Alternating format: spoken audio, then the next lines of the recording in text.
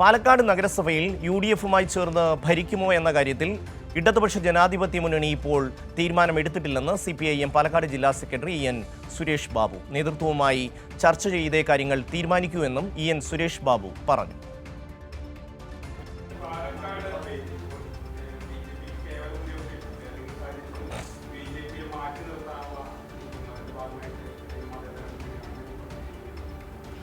ഇപ്പം അതൊന്നും ആലോചിച്ചിട്ടില്ല.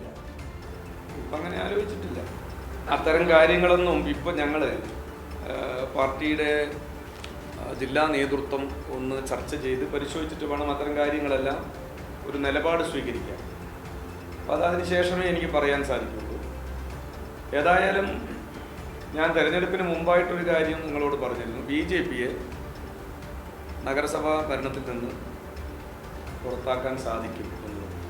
ഏറെക്കുറെ അവർക്ക് 4 സീറ്റ് നഷ്ടപ്പെട്ടു, ഒറ്റയ്ക്കുള്ള ഭൂരിപക്ഷം നഷ്ടപ്പെട്ടു എന്നുള്ളത് നമ്മൾ മനസ്സിലാക്കി. വോട്ടാണെങ്കിൽ ഒരുപാട് താഴെ പോയിട്ടുണ്ട്. സച്ചിൻ ചേരുകയാണ്. സച്ചിൻ, പാലക്കാട് മുനിസിപ്പാലിറ്റിയിൽ കേവല ഭൂരിപക്ഷം നേടാൻ BJPക്ക് കഴിഞ്ഞിട്ടില്ല. ഇനി ഇടതുപക്ഷം എന്ത് നിലപാട് സ്വീകരിക്കും എന്നുള്ളതിനെ സംബന്ധിച്ചാണ് ജില്ലാ സെക്രട്ടറി പറയുന്നത്.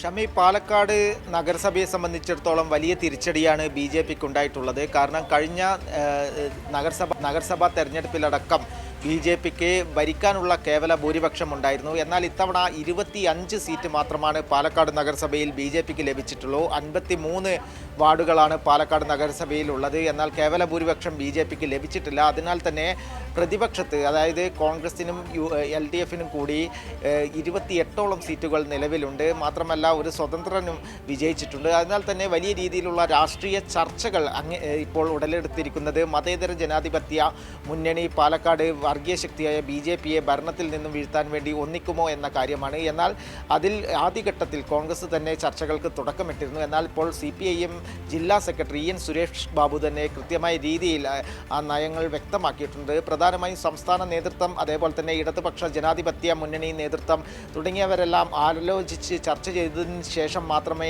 ഇത്തരത്തിൽ ഒരു ഭരണം, അതായത് മുന്നണി രൂപീകരിക്കുന്നതിലോ അല്ലെ പിന്തുണക്കുന്നതിലോ തീരുമാനം ഉണ്ടാകൂ എന്ന കാര്യമാണ് CPIMന്റെ ജില്ലാ സെക്രട്ടറി വ്യക്തമാക്കിയിട്ടുള്ളത്.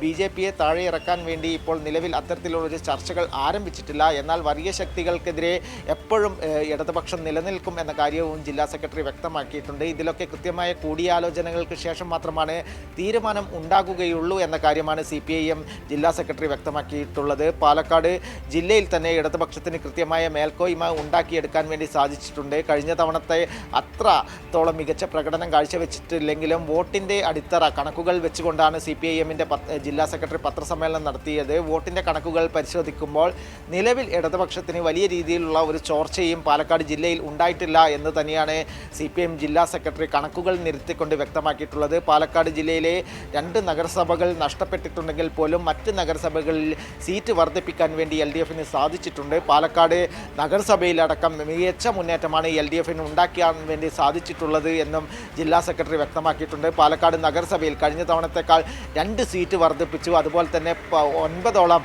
വാർഡുകളിൽ 2ാം സ്ഥാനത്ത് CPIMനും LDFനും എത്താൻ വേണ്ടി സാധിച്ചിട്ടുണ്ട് എന്ന കാര്യവും ജില്ലാ സെക്രട്ടറി വ്യക്തമാക്കിയിട്ടുണ്ട്. മികച്ച രീതിയിൽ തന്നെ ജില്ലാ പഞ്ചായത്ത് ഡിവിഷനുകളിലും LDFന് ആധിപത്യമുണ്ട്. 19 ജില്ലാ പഞ്ചായത്ത് ഡിവിഷനുകളിൽ LDF ആണ് വിജയിച്ചിട്ടുള്ളത്. 12ഇടത്ത് മാത്രമാണ് UDFന് വിജയിക്കാൻ സാധിച്ചിട്ടുള്ളത്.